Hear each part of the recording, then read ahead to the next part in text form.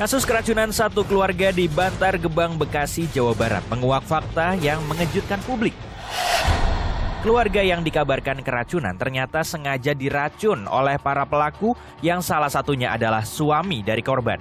3 orang pelaku yang ditangkap polisi membuka tabir pembunuhan berantai yang telah dilakukan sebelumnya di Cianjur, Garut, dan Bekasi. Tidak tanggung-tanggung, para korban yang dibunuh oleh Wawon, Duloh, dan Dede mencapai 9 orang. Dan berikut sejumlah fakta pembunuhan berantai yang dilakukan Wawon CS.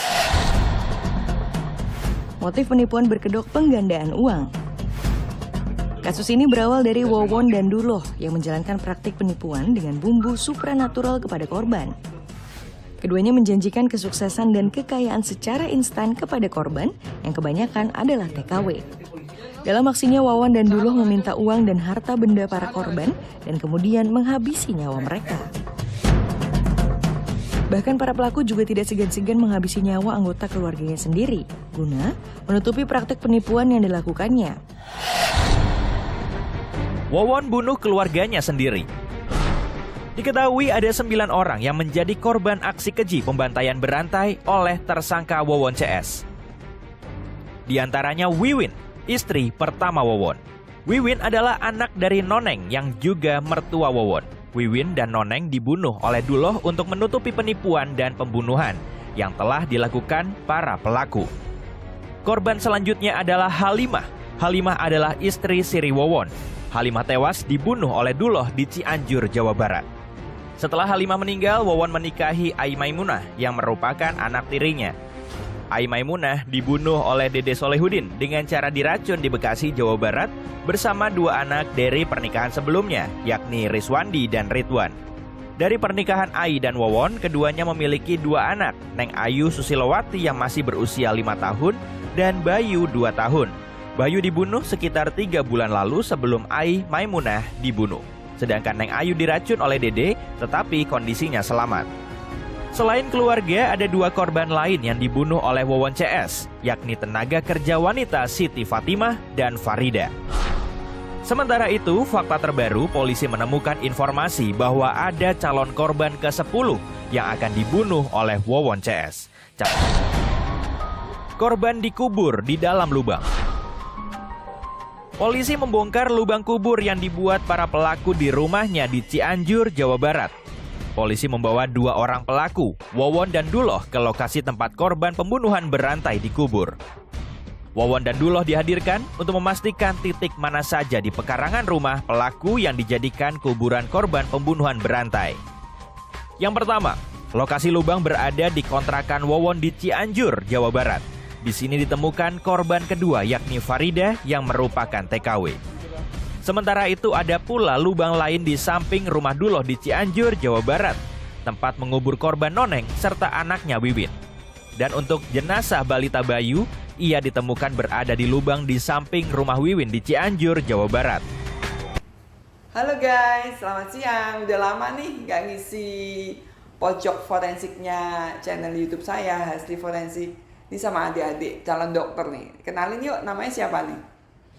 Perkenalkan, saya Julian Putra dari Universitas Tarumanegara. Tarumanegara.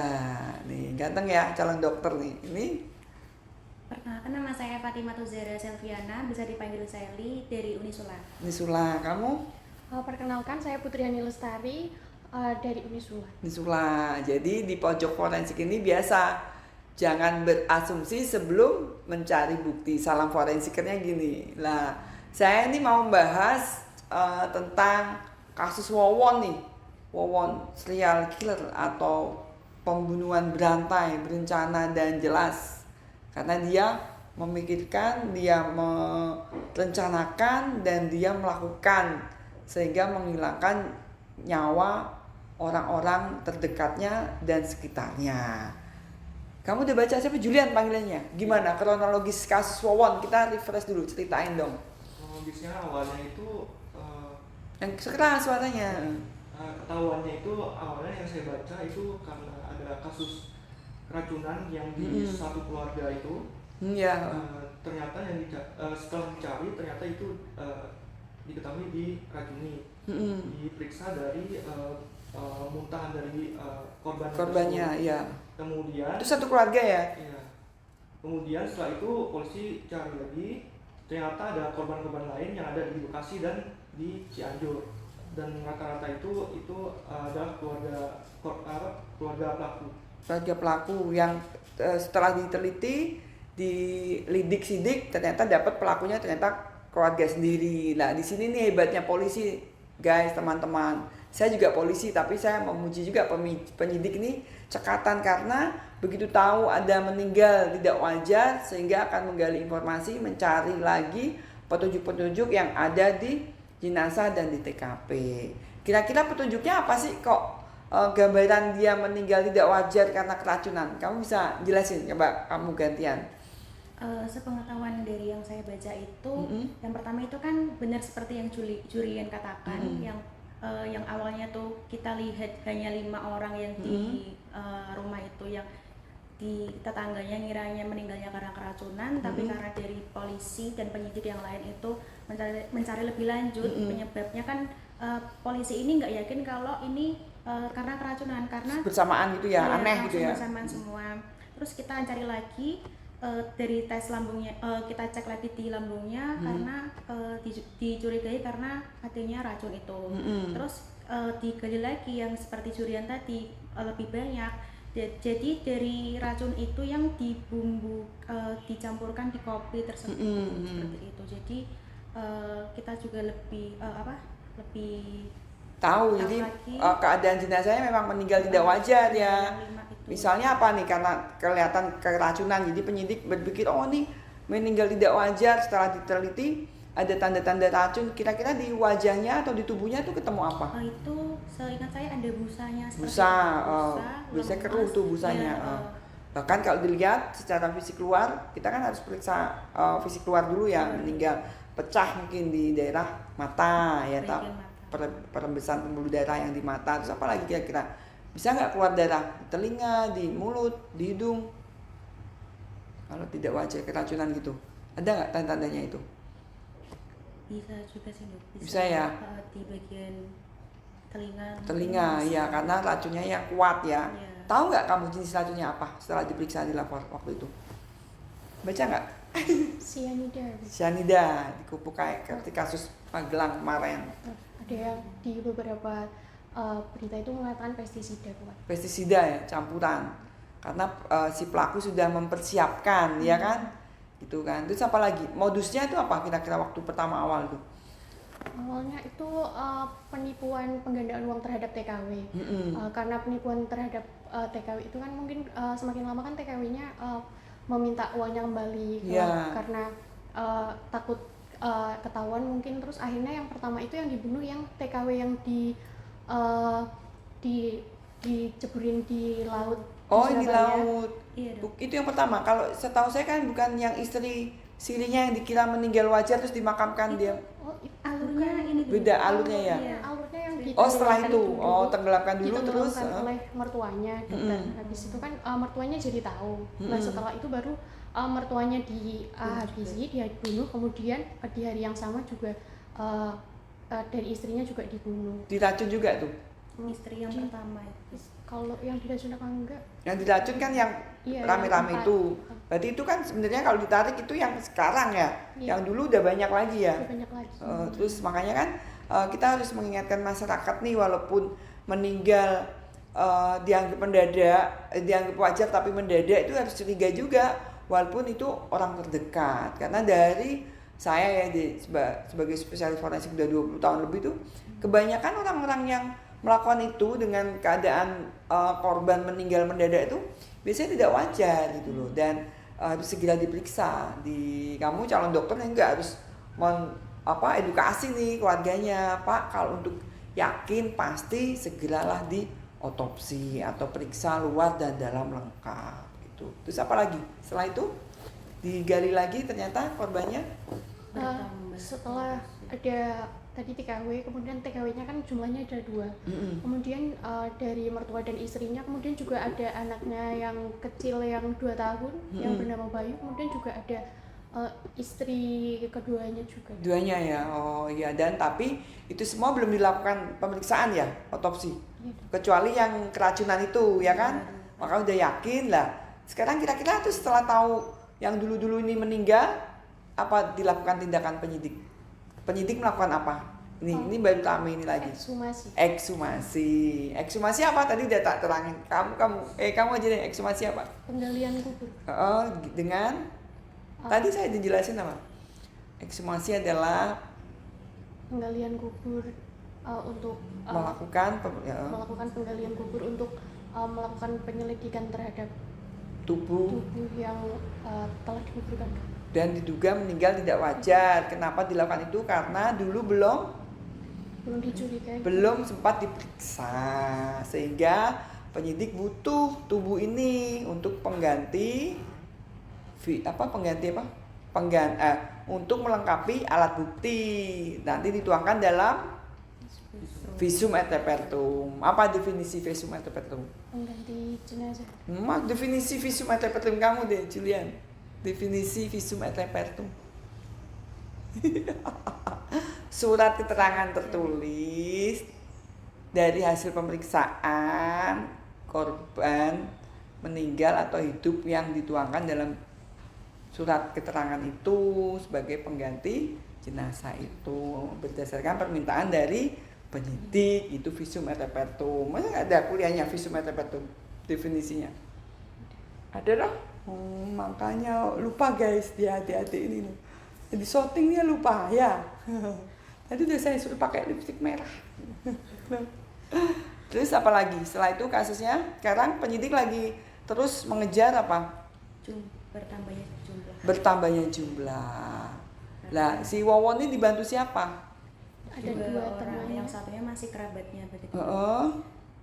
Setahu saya namanya Dede dan Duloh.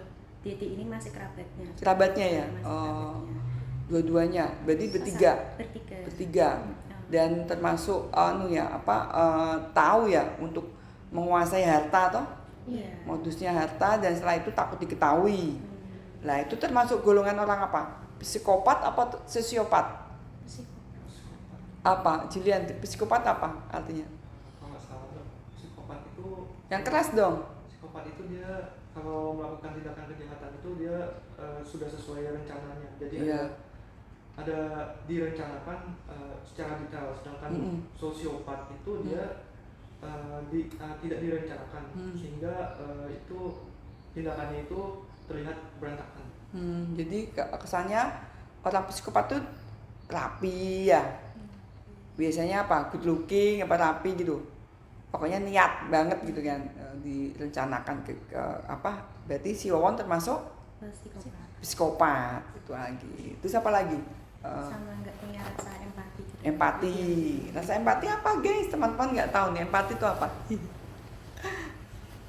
Empati apa artinya? Rasa peduli satu sama lain seperti itu, dokter. Ya betul. Jadi kalau saya sih sebagai dokter forensik, nanti teman adik-adik juga bantu bilang ke keluarga atau masyarakat. Intinya kalau ada korban meninggal, kita harus tahu dulu nih meninggal wajar atau tidak wajar. Kalau tidak wajar, apakah itu memang suatu korban pembunuhan, bunuh diri atau accident. Kalau memang pembunuhan, kita harus kejar apa? Waktu itu tadi saya kasih kuliah, kejar pertama yang penting identifikasi dia dulu, identitas kan. Penyidik harus tahu dia nih, siapa dia kan. Setelah itu baru Julian ayo. Setelah itu tadi udah saya ngomongin 4. Identitas, habis identitas apa? Apa kamu, Pak? Kalau dari pemeriksaan itu apa yang kita harapkan dan penyidik tanya gitu? Waktu kematian penting banget ya kan, waktu kejadian ya kan, misalnya korban kekerasan seksual, kekerasan terhadap perempuan dan anak, waktu kejadian itu penting banget karena berburu waktu, nanti tanda-tandanya bisa hilang di tubuhnya. Setelah waktu kematian apa?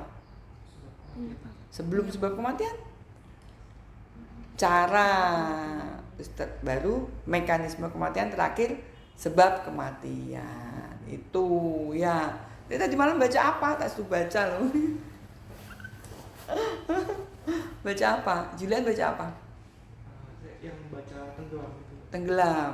Kalau tenggelam misalnya ditemukan, ini dibongkar kubur ya, ekshumasi, mungkin yang karena ditenggelamkan itu, kira-kira ketemu apa nanti kalau tenggelam? Tenggelam biasanya Di tubuh jenazah itu. dilakukan pemeriksaan paling ini dilakukan pemeriksaan diatom.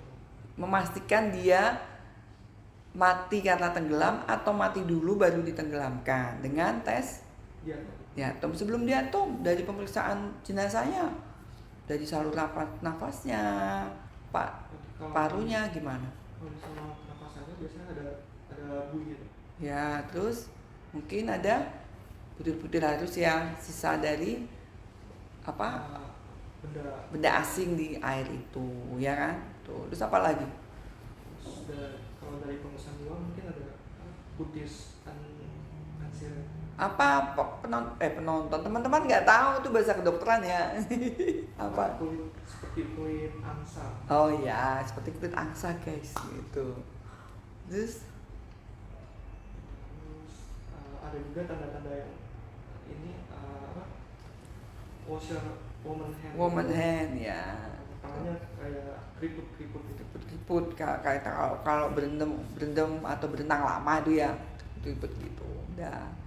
Itu kalau tenggelam. Kalau misalnya diracun, terus tadi saya ngomong ada juga dulu korban penggandaan uang tuh dibius dulu terus dikubur atau ada juga dipukul. Nah itu kira-kira tandanya apa kalau ekshumasi gitu keluar? Misalnya dia dikubur hidup-hidup, tandanya apa? Kalau yang Saluran pernapasan. Saluran pernapasan penting banget ya, saluran pernapasan. Tapi kalau udah busuk, lisis, hancur gitu apa? Carinya apa dong? Tinggal tulang-tulangnya apa yuk? Di tulangnya periksa apa? Ya kan katanya udah lama loh kasus yang Wawon itu yang ditenggelamkan terus yang dibunuh lagi. Selain tenggelamkan apa yang mertuanya itu diapain? Dibunuh dokter. Dipukul ya? Dipukul apa dulu? Kurang tahu kalau. Kurang tahu. Mungkin ada kekerasan, ketemukan pasti udah lama nih ada tulang belulang. Kita cari apanya? Ayo cari lagu ujian loh ini. Ya, sangat. Kita kasih apa ya? Dilihat apa tulang itu? Tes serologi tulangnya sama DNA. Kira-kira ada kekerasan nggak? Ya kan, di situ dilihat dulu seluruh bagian tulangnya. Ya, terus tadi bagian tulang kita bisa ambil bagian inti tulangnya. Apakah benar memang mungkin ada trauma di sana atau memang mati tenggelam, itu di sana keluar semua. Tuh, jadi tetap diperiksa. Jadi teman-teman harus tahu kalau memang meninggal lama, minimal kita periksa, kita jelas lihat, jangan kita tolak karena penyidik butuh banget nih petunjuk dari jenazah atau tulang-tulang ini. Gitu ya. Tambahin lagi kamu, apa lagi? Pasti 9, udah semua diperiksa korbannya? saat ini baru 9 dokter. Baru 9? Kan Wawon itu setahu saya ada 5 istri tuh. A, B, C, D gitu. Baik. Terus yang dia kan sempat nikah juga sama anak tiri dari istri kelima ini. Itu juga meninggal juga. Jadi namanya Halimah. Seingat saya tuh namanya Halimah, punya anak namanya Ai siapa gitu. Usia 40 tahun. Nah, Ai ini juga punya anak 2 dari pernikahan sebelumnya. Nah, ini yang meninggal bareng-bareng yang paling baru itu dong. Jadi Ai 2 anaknya, Yang satunya itu sama-sama diracun tapi tidak meninggal. Oh, yang ada yang diracun tidak meninggal. Yang paling kecil anak dengan Wawon ini yang 5 tahun sepertinya dok tuh berhasil dibebasin dari racun itu tadi. Jadi sempat nggak meninggal. Nggak meninggal ya, bisa tertolong ya, Iya. gitu. Oke deh. Terus selain tenggelam, apalagi tadi kekerasan tumpul udah ya. Kira-kira ada nggak kekerasan tajam di korban-korban ini? Setahu saya yang sama keracunan itu juga ada pencekikan. Cekikan ya, apa dilihat, ditemukan apa biasanya kalau pencekikan? Lebam, mungkin ada memar-memar atau di- mortem. Di daerah leher ya kan, tanda-tanda asfiksia di mana? Bibir, Bibir. bisa, mungkin di kuku juga bisa ditemukan tanda asfiksia. Tuh. Pinter ya teman-teman ya, pinter nggak? Jadi teman-teman ini nih, adik-adik ini calon dokter, sudah saya bekali tentang pemeriksaan awal kedokteran forensik biar kedepannya juga membantu teman-teman penyidik. Kalau mungkin ada pasien datang tiba-tiba meninggal kan aneh, dia harus tahu nih apa yang harus dikerjakan supaya cepat terungkap dan petunjuk atau bukti-bukti yang ada di tubuh korban tersebut bisa diambil dan bisa diperiksa, dipertahankan dan dipertanggungjawabkan secara ilmiah hasilnya di pengadilan. Jadi pelaku tidak bisa mengelak atau tidak mengaku. Jadi kita tidak butuh pengakuan mereka pelaku-pelaku ini, tapi kita bisa hasilkan pemeriksaan yang ilmiah. Gitu ya guys. Tetap nih dari kita, salam forensik, jangan berasumsi sebelum ada bukti ya. Dah.